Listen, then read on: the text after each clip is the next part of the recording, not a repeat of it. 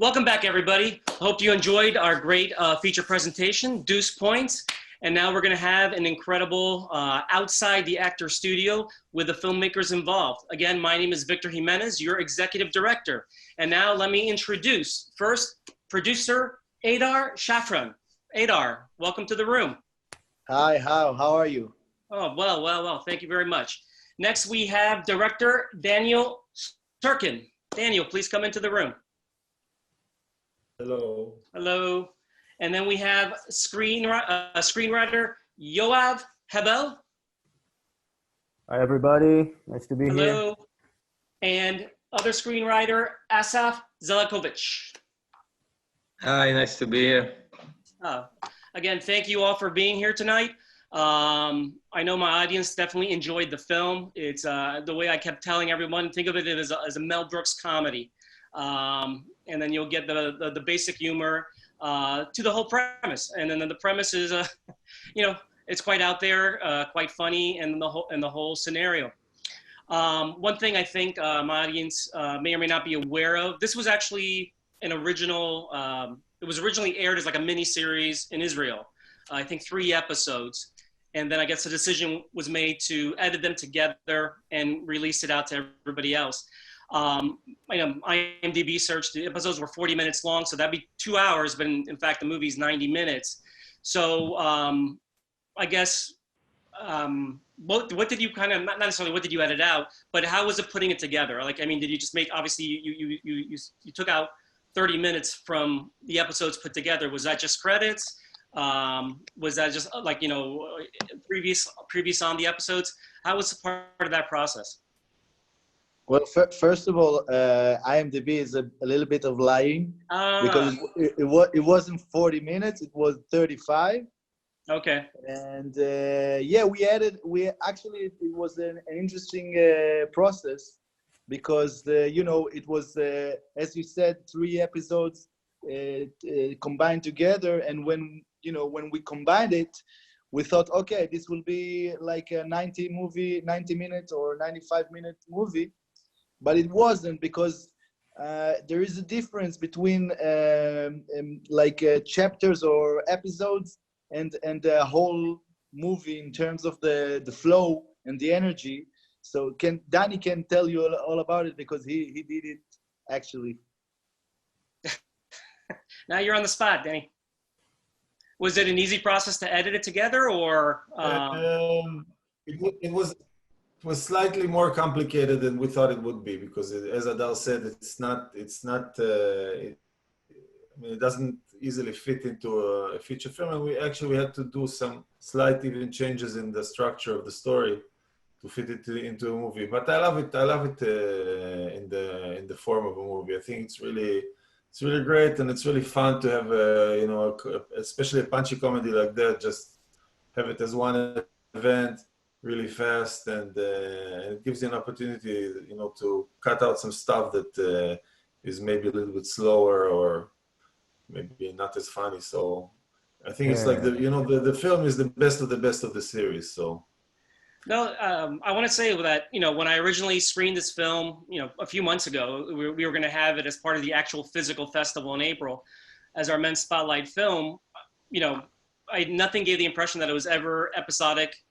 It was ever, an actual TV show put together. And when I was actually surprised when I saw that. So I will give you a little round of applause for, you did an excellent job with that, because it was, sometimes I've seen some things that they just put together and you kind of know that in fact it was a TV series, but in this case you did it an incredible job.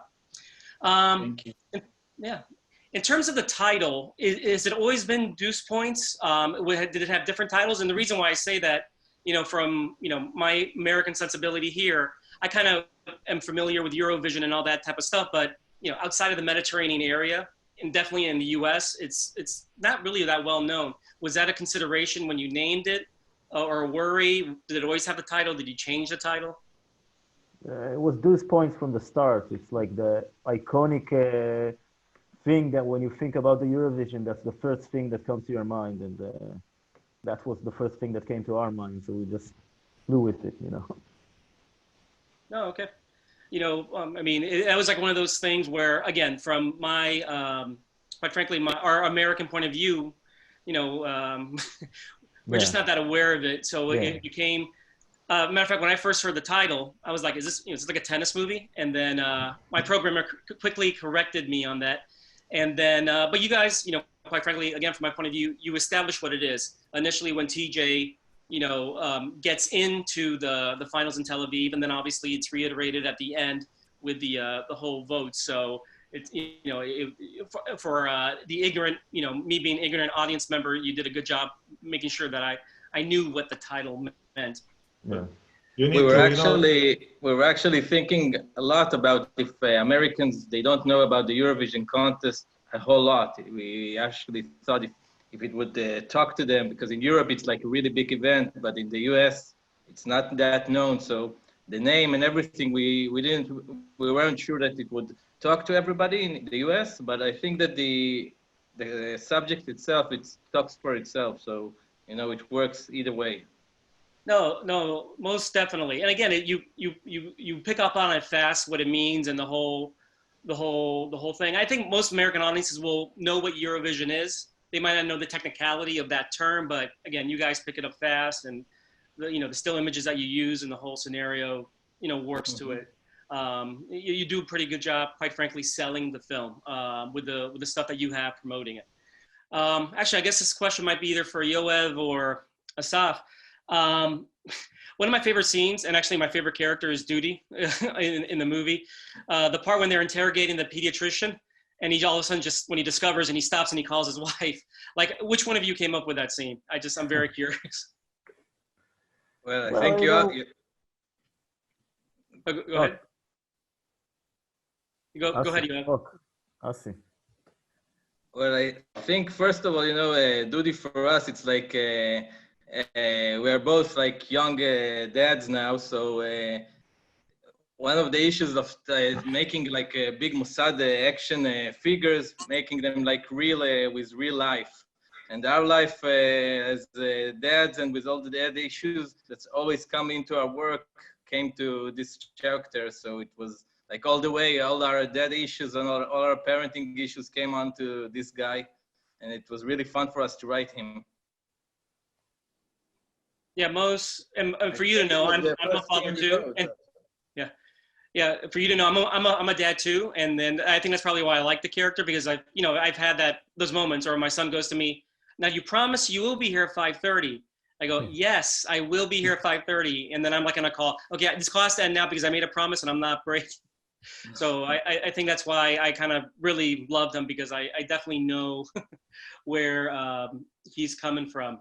Well, you asked who came with the idea, but you have to know that Asaf and Yoav are like one man. They're like one man show. They do everything. They write everything together. So it's a tough question. Yeah, we're not allowed to say the truth. They're only split on Zoom. They actually sit in the same room. They just use two different videos. No, I understand, and that was actually, that's another. What is your creative process? As writers, you guys are just a team, and you play off each other, and Yeah. it's not your idea or my idea. It's our idea together, because you both tweak each other's ideas. Since we are all talking on Zoom, and obviously you're not here in person, and this is a question for all of you, with everything going on with COVID-19, like how has that affected in terms of the release of the film in general, and then each of you in particular, like what are you able to or not to do in this situation that we all find ourselves in? And I guess we'll start with Adar. You can go first. Yeah. So the COVID-19 didn't affect the air of the movie, because it was like last year, but it does affect the festivals. We got welcomed by many festivals around the world, and most of them were canceled, or now they're trying to get back online or something like that.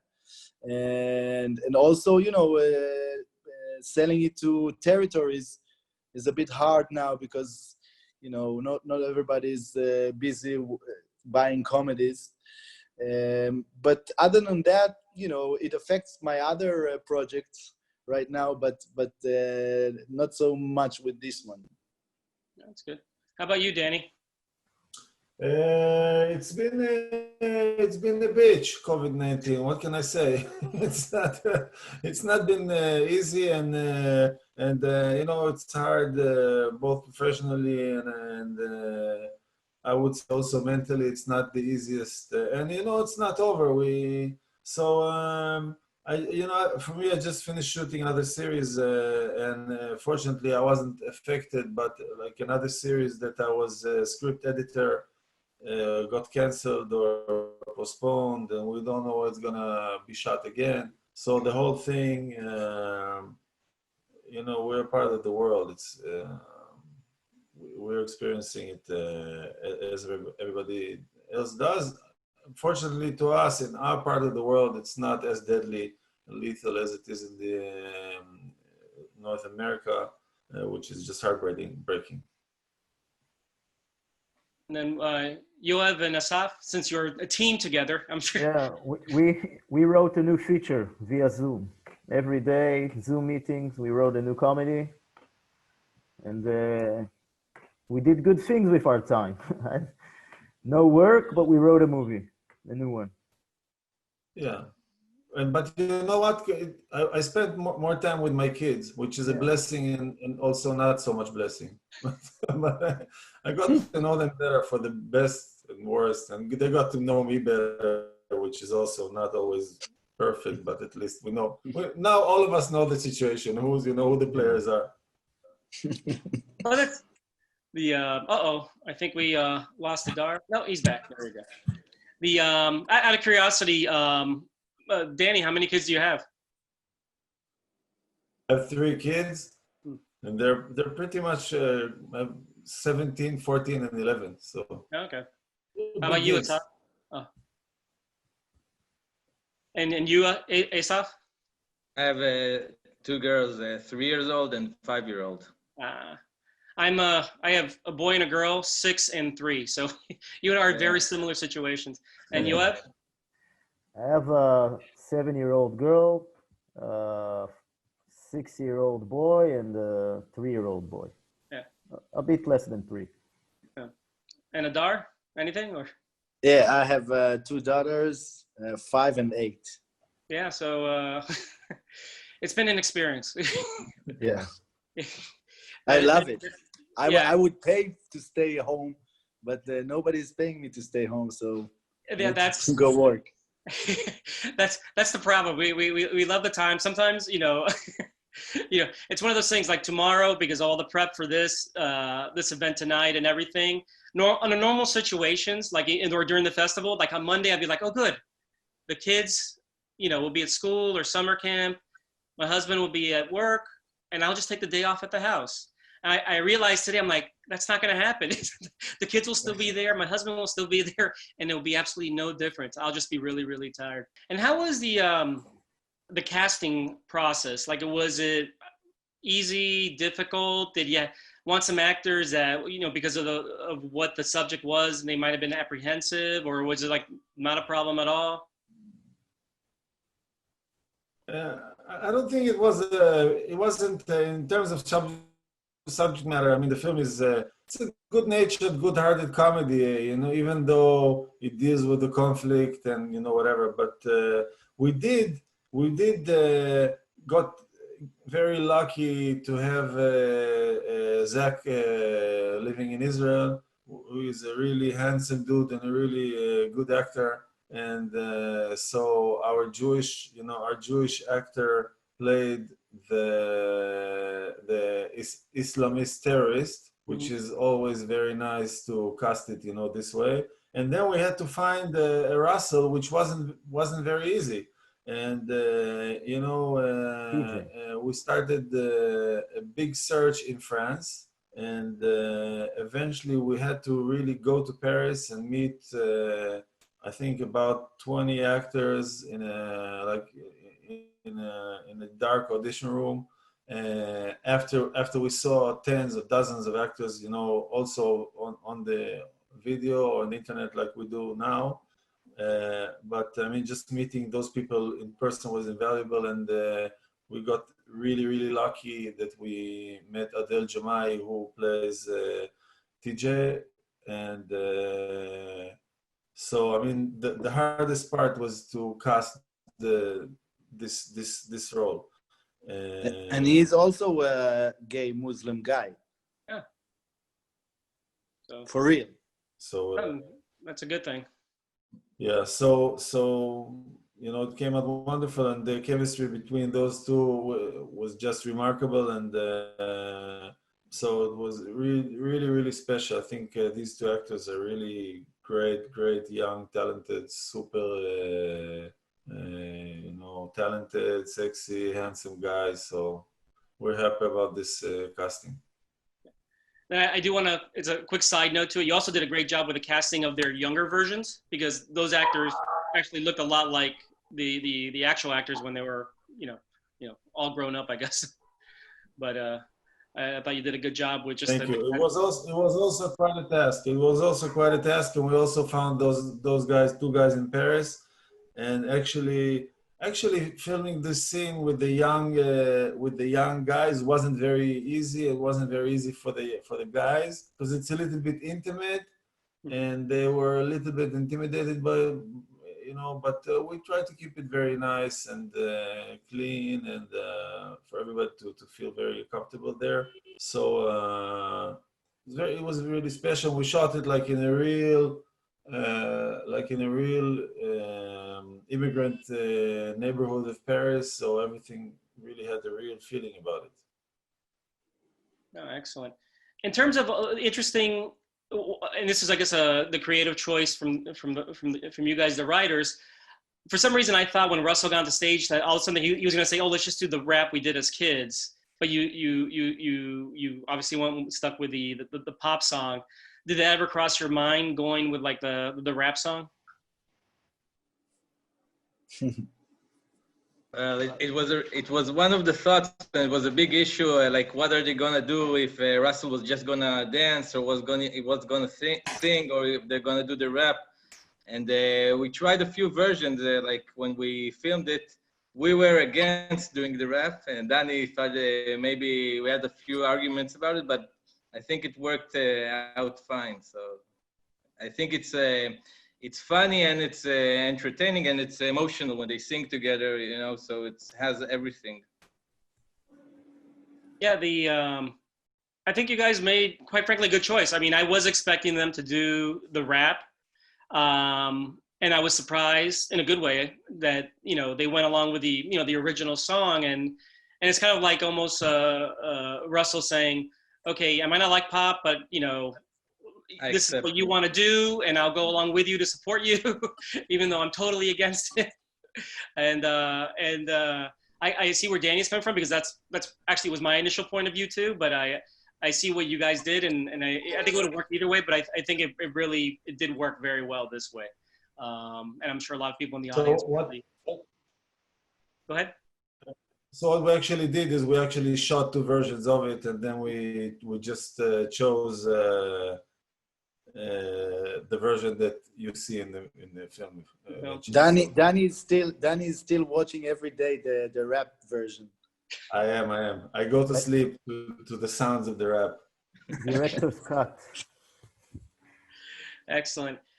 And then I do want to add, like, the fact that it's a comedy and a really good comedy, I think it's going to be a definite plus for you guys, as a lot of things are virtual.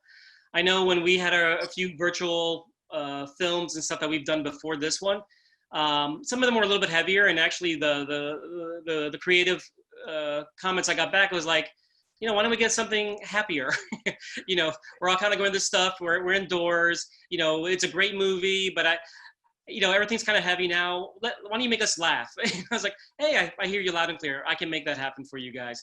And I think your story definitely made everyone in the audience happy today.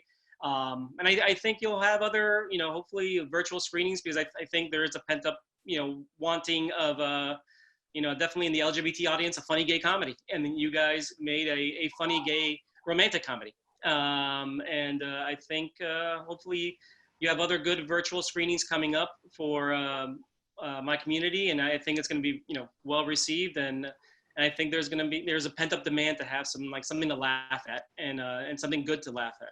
So, or laugh with. Let me put it that way. Laugh with. And I want to thank you. Thank you from the OUTshine staff, the board, all our members that watched your movie, for your time today, and much appreciated. And, Thank you. Yeah, Thank I hope you you had a very good much. time tonight. Thank you very much. Thank you. Thank Victor. you.